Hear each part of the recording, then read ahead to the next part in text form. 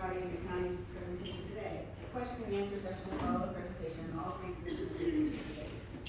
I have the privilege of introducing BN, a dedicated public servant and longstanding commissioner for Rogers County District 1. First elected in 2006, Commissioner DeLozier has earned the trust and support of his community, being reelected in 2010, 2014, 2018, and 2022. Originally born in Stillwater, Oklahoma, Dan was raised in Chelsea with the guidance of his grandparents, Harlan and Lucille DeLozier, after the passing of his father, Captain Samuel DeLozier. Dan graduated from Chelsea High School and made Chelsea not only his hometown, but also where he raised his family. He and his wife, Lisa, have been married for 44 years and are proud parents of 2 sons and 3 wonderful grandchildren. As a commissioner, Dan DeLozier is focused on enhancing transparency, accountability, and fostering positive economic growth within Rogers County. Please join me in welcoming Commissioner Dan DeLozier. To start us off, please welcome Commissioner Steve Hendrix and Ron Burrows to come sit up here. Yes, that's what I told you. He needs to turn. It's up on the podium. Oh, okay. Because I think he's a bigger fan. Yeah, okay. Good afternoon. Good afternoon, y'all. Thanks. We're going to get started here. After Ashley's little deal on television or on the screen, we decided we'd call this a State of the County-ish. Sounded like a good thing. Okay, starting out, what we're going to do is we're going to go through this pretty quick. This is a pretty tight thing that we're doing here to save time, but we're going to have a major or full State of the County address online. If anybody wants to watch it, if you have any questions about it, please give us a call. But we're going to go through the county address. I'm Commissioner Dan DeLozier in District 1, Steve Hendrix, Commissioner in District 2, Ron Burrows in District 3, as most of you probably already know. Okay. The arrows are backwards, remember? Yep. Okay, these are your elected officials. Most of them are here. I think I've only seen 2 that couldn't make it today. But if you're an elected official in Rogers County, please stand up.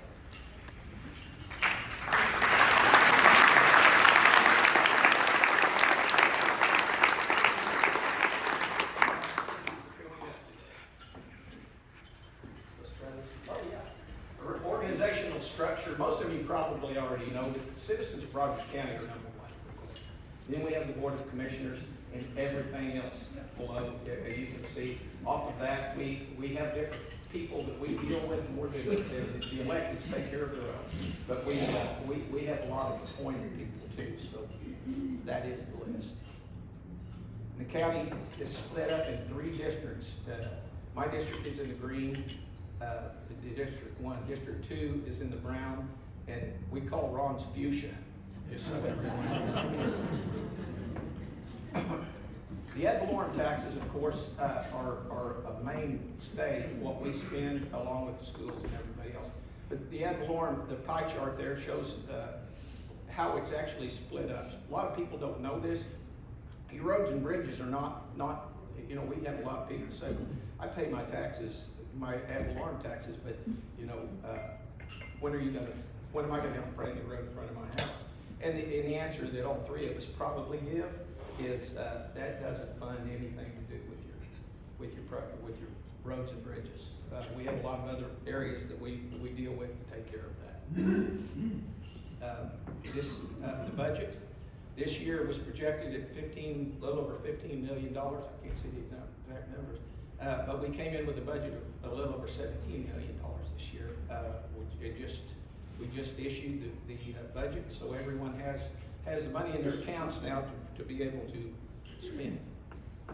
There's the final budget right there, $17,067,36. State question 781 was a funding stream that we looked at and received.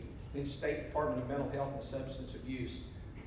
This was a major thing for Rogers County because we've been looking at a way to build an app for mental health along with anything in Rogers County. You can get on this app right here.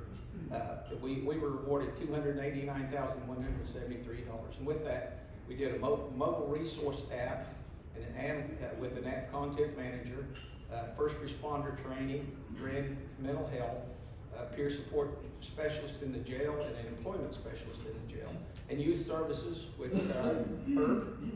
We've got him a juvenile diversion specialist, so. What the app will be is it will have 3 buttons on it. You get on your phone and you'll get on an app like everybody does every day, but we'll have an Help Now, a community resources, and a disaster recovery, as you can see. The Help Now is 988 and other helplines. The disaster recovery is, as you well know, is if you're in a disaster or having some problems, you can get on one of these. It'll take a little while, but hopefully next year we're going to have everything on there that if you need anything down to a hospital, down to anything in Rogers County, you're going to be able to get on that app and find it. So, major thing for us to get this put together. The Tulsa Port's 2024 successes: 400 new jobs added at 3,600 total jobs. Verdigris Southern Railroad opened for business at the Port of Inola, $20 million project. Construction underway at the Port of Inola wastewater treatment facility, $71 million project. Oklahoma Port Infrastructure Revolving Fund created $16.2 million.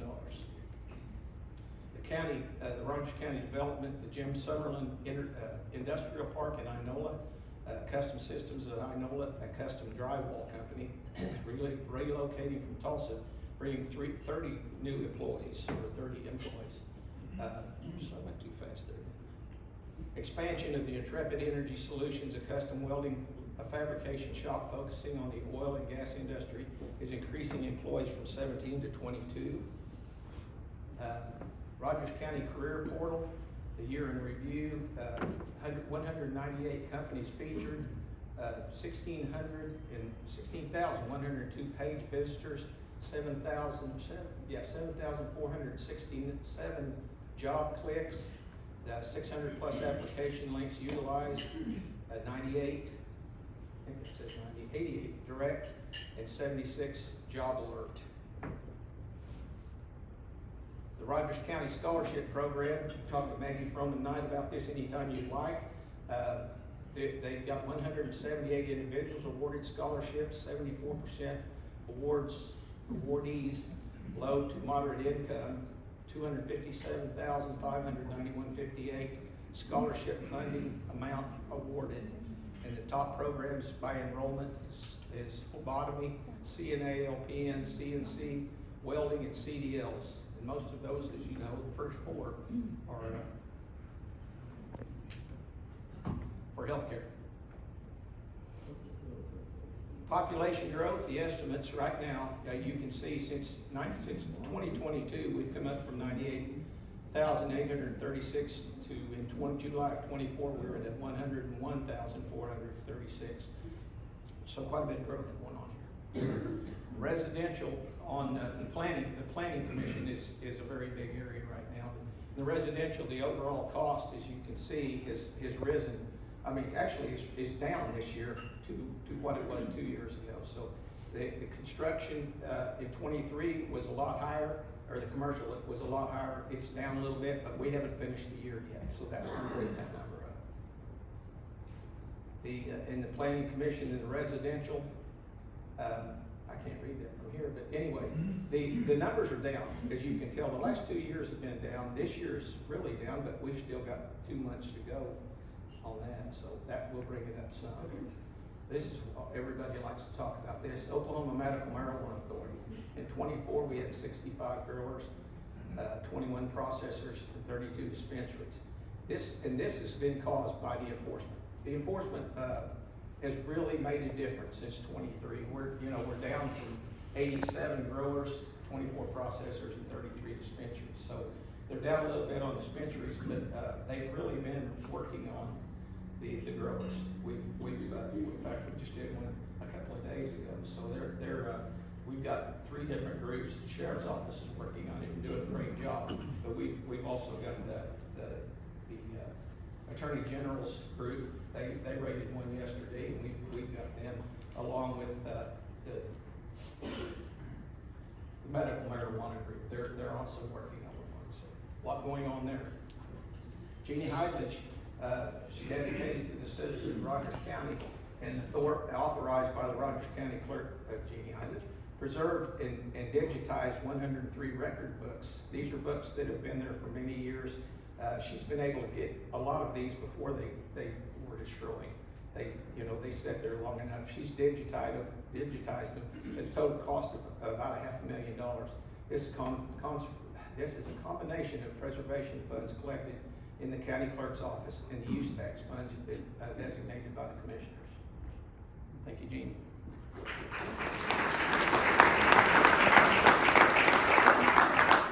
Transportation. I know a lot of people say this is kind of boring, and it is probably boring, except for us three, because this is something that we really work hard to take care of. We do a lot of bridge projects that we'll see more on this.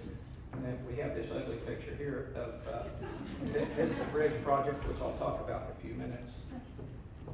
In fact, I'll talk about it right now. This Bridge 22, this is funded by the Cherokee Nation. That's helped us greatly. And we very much need the Cherokee Nation in helping us do this. These are things that we couldn't do without their help. State Highway 66 north of Chelsea, that's a state highway, as it says. We don't really have a lot to do with it, but we did mind putting a picture on here. These are our projects throughout the county. I think these 4 projects are all mine. These are projects that we've done this year. We bought a striking truck about 4 years ago, and we have a crew on that in the summertime. They just went back to their districts. All 3 districts take care of this, and we all have people on this crew that does the striping. As you can tell, it's really very good stuff. The road surface status for 2024, this just came out not too long ago, and we all kind of got a little bit dizzy-eyed over the fact that they got us on here at 44 miles of gravel roads. We don't have 44 miles of gravel roads. Rogers County may have 20 max. And most of those are little dead-end roads that go nowhere. And we're not gonna go out there and spend a lot of money on roads that we don't do anything with. So that's the reason I'm working with, I'm sure the other 2 are too, but I've been talking to ODOT about what roads they're showing we have 44 miles because we don't. We Claremore, you all know what this is, so we'll get on with it. The emergency management, May 2024 tornadoes. If I get a little teary-eyed here, I'm sorry. I'll just apologize right now because let me talk about this. The May 24 tornadoes in rural areas created 90,000 cubic yards of vegetative debris that our county crews managed. Millions of dollars in damages and loss to homes, businesses, and infrastructure. 1,200 homes affected, 300 homes destroyed. Maybe a little bit more than that. Approximately 1,000 citizens displaced. Hundreds of emergency personnel and community volunteers responded. And they did. I spent a lot of time out there along with these 2. We saw all this, and the devastation and the hurt on people was very hard. Very hard to watch. But they got it done. They did. We worked around the clock for days and days. Well, actually about 2 months we spent not around the clock, but it took us about 2 months to get it cleaned up enough that we're comfortable with where we're at the moment. When the leaves come off the trees, we're going to cut a lot of hangers along the roads. So you're going to see us out there a lot for quite some time. FEMA's been great to work with. We've not had any issues there. With the help of emergency management, city's emergency management, all the emergency managements are helping us with FEMA. And probably the best we've ever done on FEMA on getting documentation. The counties know, or the 3 districts know how to document. But this storm became something more than just the districts documenting. This came down to everybody in the country had to document for FEMA. And very good, they've done really well with this. John Fury, he's not here, so I can't talk good about him, but I will. We couldn't have done that without him, just to tell you. A lot of good things have happened with this, and we're very proud of the work we've done and going to keep doing.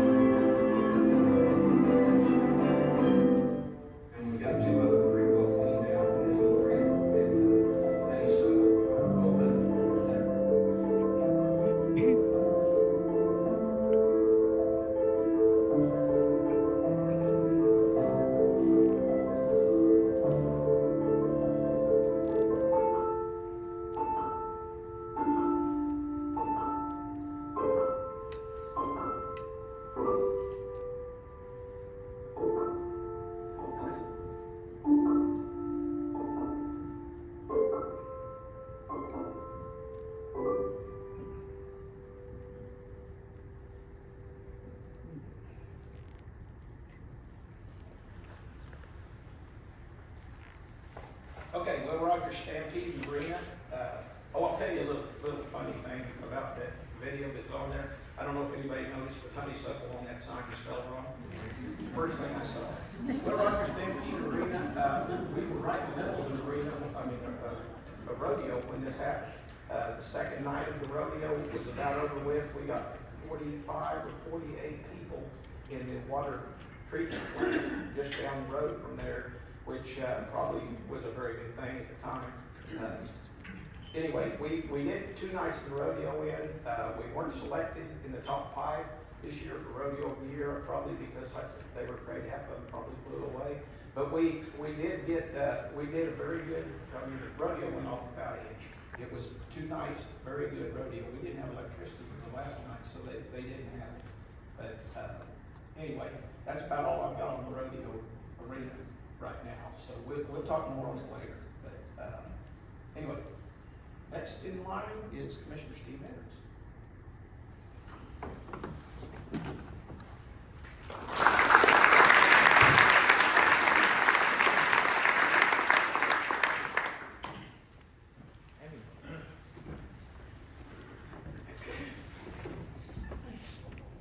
Thank you, Commissioner DeLozier. I want to thank the Chamber of Commerce, Grant, Harvey, Ashley. Thank you guys for all the work you do. Thank you for hosting this event for us. It's always a pleasure to be here, and you guys do a first-class job for us. So thank you very much. I want to thank each one of you for coming today, for being here, for showing an interest in your county and the participation that we receive from each of you and your input. It's vital to us. It's vital to have people interested in what you're doing. And we certainly have a county full of those people, so we appreciate you guys very, very much. And there is a lot going on in our county. We're going to touch on the highlights, but believe me, there's more going on than we can keep up with sometimes. There's more going on than we could do in a presentation here in this short time. But we're going to hit the highlights. One of the bigger projects going on in the county right now is, of course, the reconstruction of the Winganon Causeway. This is the road that goes across the northern end of Ullaga Lake. It was damaged in the flood of 2017. It was further decimated 2 years later by the flood of 2019. We almost lost the road. We were able to do emergency repairs and keep it open, declared a disaster. ODOT was tasked with engineering the rebuilding plans, which they did. Construction started in December of 23, so it's been almost a year. We're about 50% complete. This is a $22 million project. Funding for this project came from federal, of course, ODOT at the state level, Rogers County CRB funds, and of course the Cherokee Nation, generous donation for us with the county's portion, which is about $800,000 for this project. So very fortunate, very appreciative of the Cherokee Nation, and they're so helpful, so handy for us to have around, such a resource for us. We're lucky to have them. The original plans from ODOT was a reconstruction of the causeway only. You see here, Road 300 comes from 169. What we quickly pointed out to ODOT was you're going to travel this 4.5 miles of road for 2 years with heavy construction traffic, and you're going to decimate this road. You're going to leave us with a county road that we're going to have to repair. And so reluctantly, we got them to agree that part of this reconstruction plan, once we're done with the causeway, will be to completely reconstruct that 4.5 miles of road, so that it won't be totally at the county's expense. If y'all will notice the blue dot on that road, one of the most popular questions we get is, what's going to happen to the space capsule? They're more interested in the space capsule than they are the causeway. And I assure everyone, we're not going to touch it. It's going to stay right where it is. We're going to work around it, and the space capsule will remain.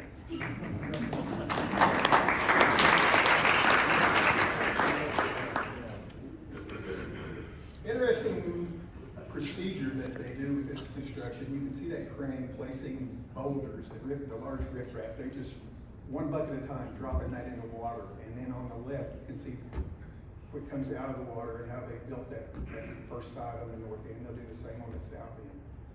Just really tedious, amazing work, time-consuming work. Bottom picture shows that we're able to keep one lane open. That was one of our priorities. Closing that causeway results in a 22-mile detour around the lake. Not just an inconvenience for commuters, but a safety hazard for law enforcement, first responders, emergency vehicles. So they designed this work to keep it open. You know, you may have to wait at a traffic light for the oncoming traffic to clear, but we're going to keep it open during the construction as much as possible. Some of our asphalt overlay projects this year, what they look like, and really look nice when the striping is done on them. Chip and seal work we've done in the northern end of the county, in the more rural areas that are less populated. It's a little cost savings for us. We still get to provide a hard surface to ride on, but it's not as expensive as asphalt overlays. Each of us, from time to time, get asked to participate in interlocal projects. Some of mine this year was with this university, Rogers State University. They wanted to add on to their parking. You know that the ladies softball team won a national championship, created tremendous interest in the baseball and softball programs. They didn't have enough parking. They were having to bus their fans from the campus over to the ballparks. So they designed and went out for bid for a new parking lot. And they asked the county, could we help? We said, sure. What we did basically is provide them with the trucking for the gravel in the parking lot. We hauled all their gravel, and the other districts helped in this also. So glad to help out RSU and improve their facilities. It's going to be really, really nice. It's also plans for a multi-purpose athletic building there that will give them some indoor practice facilities. We've also got to help the town of Boulevard this year with help with asphalt in one of their parking lots at the community center. American Rescue Plan Act, ARPA, taken up a lot of our time for the last 2 years, as if we didn't have enough to do, but we're very, very proud of our accomplishments with the ARPA money. Rogers County received almost $18 million in ARPA funds. And we're tasked with awarding this money. We came up with a plan and a process. Each ARPA award that you see up there, and we have over 50 different recipients, each award is about a 12-step process. Paperwork after paperwork after paperwork to finally get to the award and get to the check. We had until the end of 2024 to allocate this $18 million, which we have done. It's all allocated. These recipients have until the end of 2026 to complete their projects. And you can see all the different agencies up there that received awards. So we felt like we wanted to touch as many lives as possible with this money. So we were very meticulous about who we awarded the money to. We went through a lot of applications. Some of our awards were as low as $12,000 for the totem pole for to rehab that totem pole. Several of them were over $1 million. But we feel like we leverage these dollars. Most of the rural water districts use their money as to secure other matching funds to stretch those dollars even farther for the improvements. One of the awards we're very proud of, and Herb's here, I think, Rogers County Youth Services. We awarded them to start a new building. Now, our award was $837,000, if I am correct, but they're involved in a $5 million project. So they secured the 10 acres, they're starting to do the dirt work, utility work, but they need help securing funding for the rest of this project. So we're relying on you and everybody else to help Herb, if we can, to get the funding that he needs to complete this project, because it's going to be done in phases, and we're well into phase 1. They're on the west side of town, turning dirt right now for this project, but we're going to see when this is completed, it's going to be a tremendous facility for Rogers County. Another thing we decided to do with our ARPA money was address rural broadband deficiencies in Rogers County. You remember the shutdown of the pandemic. Everything came to a stop. Workers were sent to work from home. Children were sent home to do remote learning. And we began to emerge from that shutdown. And we were all anxious for things to turn back to normal, what we thought was normal.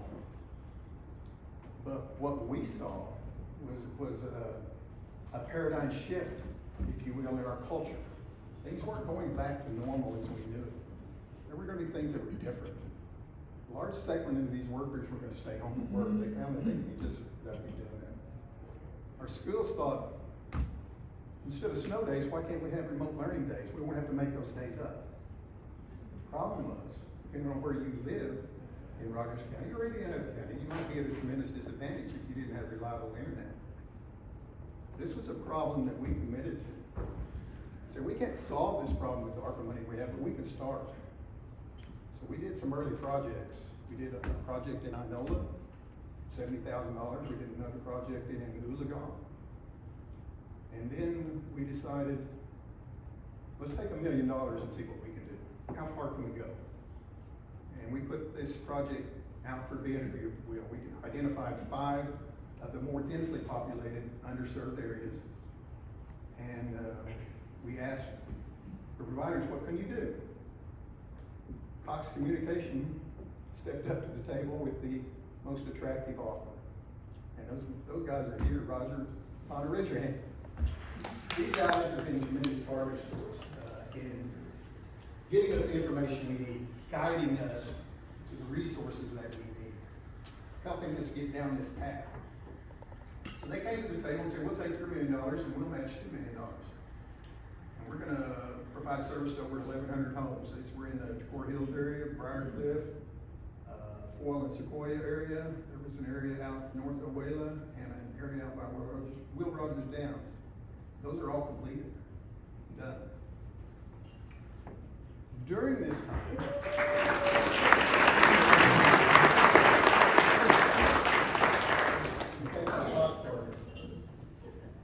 during this time, we were networking, talking to as many people as we could. How can we get further down the road with this project? We want to accomplish this for Rogers County. We want to solve this problem. We kept being told there's more money in the pipeline coming. Just be patient. Federal's going to have more money.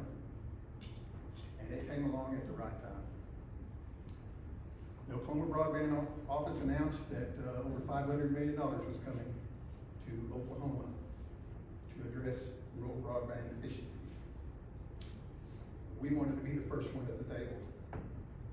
We sent a letter from our office to the Oklahoma Broadband Office stating our position, stating our commitment, outlining what we had already done. We asked them for consideration when these grants came about for what we had done and what our commitment was. And it paid off. We couldn't have hit a bigger home run. What happened was there was a land run in Rogers County for rural broadband coverage areas. First round awards came in. Cox got $5.3 million to service over 2,100 homes.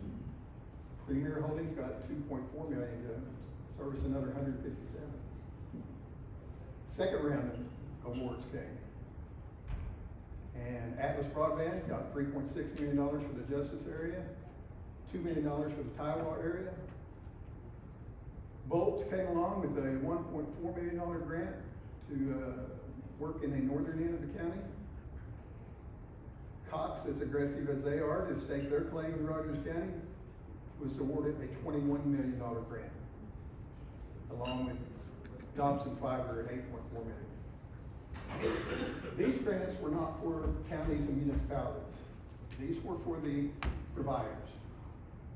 So they came and wanted to stake the territory in Rogers County. From the maps I've seen, when these awards are completed, we will achieve almost 98% coverage in Rogers County for rural broadband.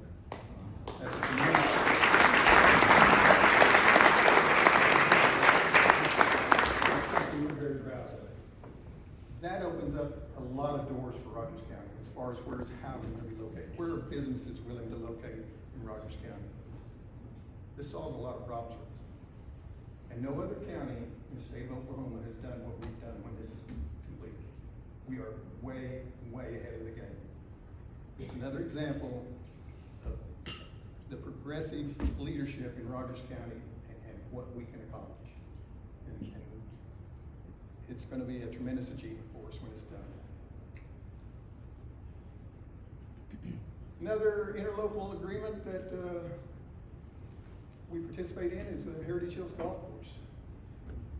It's a partnership we enjoy with the city of Claremore and the Rogers County Athletic Facilities Trust in managing and oversight and helping golf course succeed. It's a win-win for us.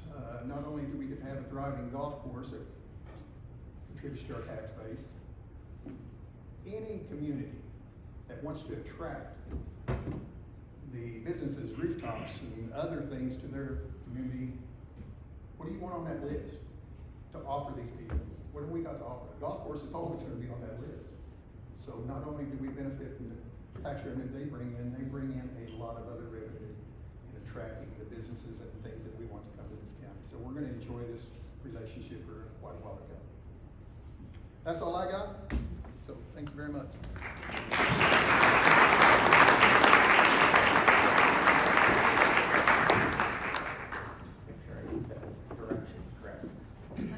So District 3, and I'll get through these pretty quick because I know we're short time already.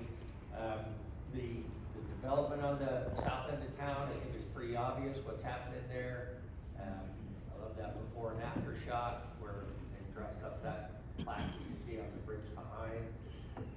That's an ODOT and Turnpike's combined effort. It's never been done in the history of ODOT or Turnpike that they combined and set that whole thing out for one big $68 million project. So it's going along. It's kind of right now. It looks like completely open in March of this coming year. So hopefully their weather's like today. They'll hopefully finish before that. But just an amazing first bridge over the railroad track. Part of that project, we go. Of course, everybody knows the King Road and Cattlehead School and all that delay that's happened there with that crossing being closed. We're probably about 2 weeks from having that open. So that'll be really nice to be able to get back and forth across the railroad tracks for the schools and church and all the business that goes on there. Flint Road on the far east, if you look at the kind of the Google Earth points the arrow where that is, just to continue that. After it comes off from the Turnpike Bridge and starts headed east, we overlaid nearly 2 miles of asphalt there just to make that connection all the way to 88. So that was a good project for our guys. I want to just mention the striping. So 4 years ago, we bought this striping truck. We split the cost 3 ways, so it didn't ever belong to one barn. It's a county resource for all 3 of us. We've got a crew that works that striping truck, and in those 4 years, they're pushing 450 miles of striping they've done in Rogers County. We would have never have been able to afford to have a company stripe that many miles for us. So it is just something that will be put us again ahead of the curve when it comes to just county maintenance on roads. So here's a bridge in Iola. Painful to get to this final ribbon cutting. Went through a couple of contractors. It goes over 88 and Union Pacific, a pretty heavily traveled road, mainly for the school buses. We finally got that open, and it was just the design. It was very unique for a county bridge to have that type of design. We felt, at least I did, I felt there was a gateway into Iola. It needed to be something more than just a bridge. So we dressed it up a little bit. Another project at Justice Hill, we get an idea of how extensive that project. If you look in the middle, you'll see a hump of dirt with a electric pole on it. So that's how much we dropped that hill down. It was really dangerous. I drove it a lot taking horses to the vet. I tell you, it was white knuckles going up over that bridge because you didn't know who was coming on the other side. So that project is complete. It looks fantastic. Just some other projects that we've done that were pretty significant for transportation and safety. And then the Expo Center in that lower right hand, that was a team effort between the 3 districts getting together and the city and doing a crack sealing. A parking lot that large is an enormous time-consuming process, but that was to get it ready for the Shelby Nationals. Just to have, again, roll out the red carpet for them. That was a tremendous success for them, and we should see them come back for many years to come. And the revenue that generated for not only the city but the county was tremendous. So that, again, partnerships are critical for our success. If you've never seen a chip seal project done, here you go, lay it down. We do this in three layers. We do a 3-layer lift. Road looks fantastic. You give it, everybody's a little frustrated over a gravel road, but you get a few months and you can't tell if it's asphalt or chip seal. It really is the most cost-effective way to build a road or put a new surface on it is chip seal, and they use it all over the country. Here's in Catoosa. If you're going to Tulsa, coming from Enola, that dysfunction junction, that's the yellow arch right above my finger where you think trucks are gonna roll over on you when they come flying around there.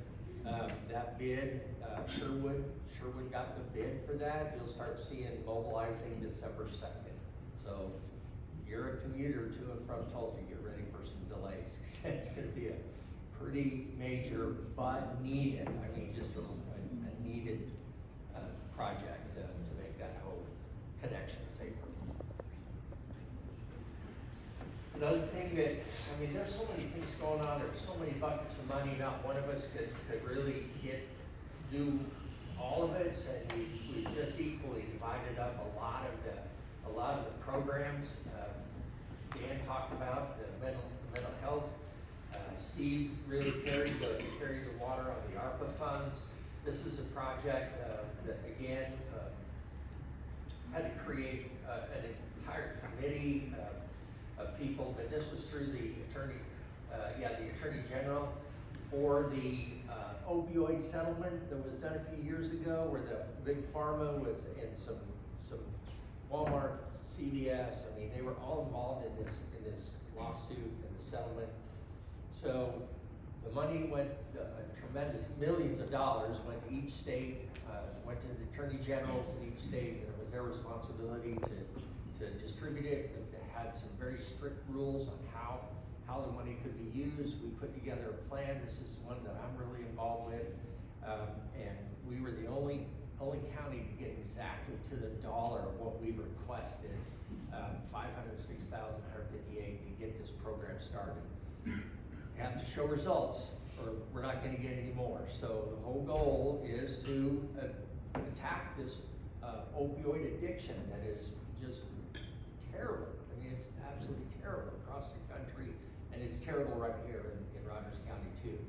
So if we don't show results, we're not going to get any more money. But if we show the results, which we're confident we can, this funding should be available for up to 15 years. The dollar amount may change.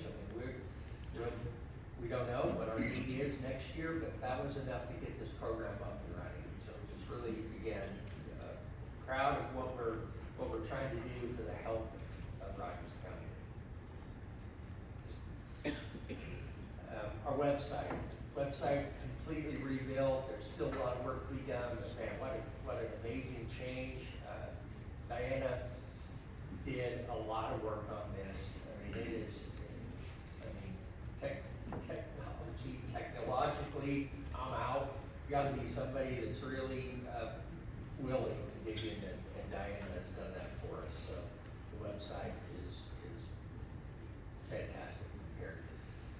Didn't know if you guys ever seen the courthouse turn green. We're into the final week. Matter of fact, it's today the last day that we're gonna have the courthouse green in honor of our veterans. So we had a lunch that we provided for our Rogers County employees that are veterans. It's just fun to hear their years of service, their branch, their experience, in the military, and really proud, they're proud veterans. And so Rogers County has a rich history in its population of veteran service. And so we just wanted to highlight that.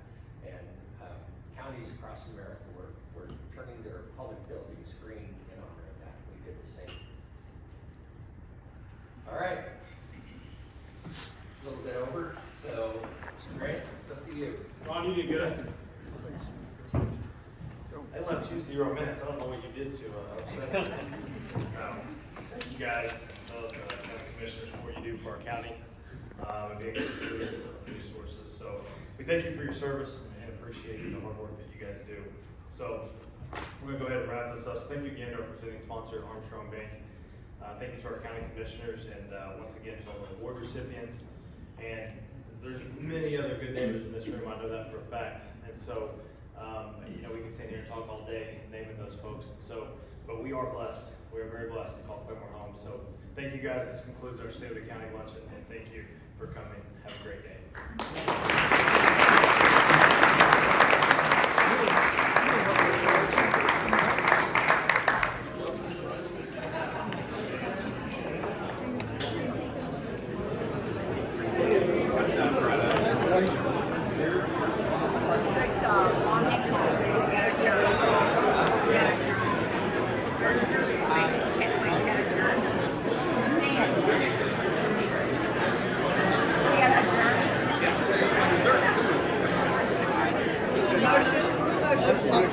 Motion to adjourn. Your second.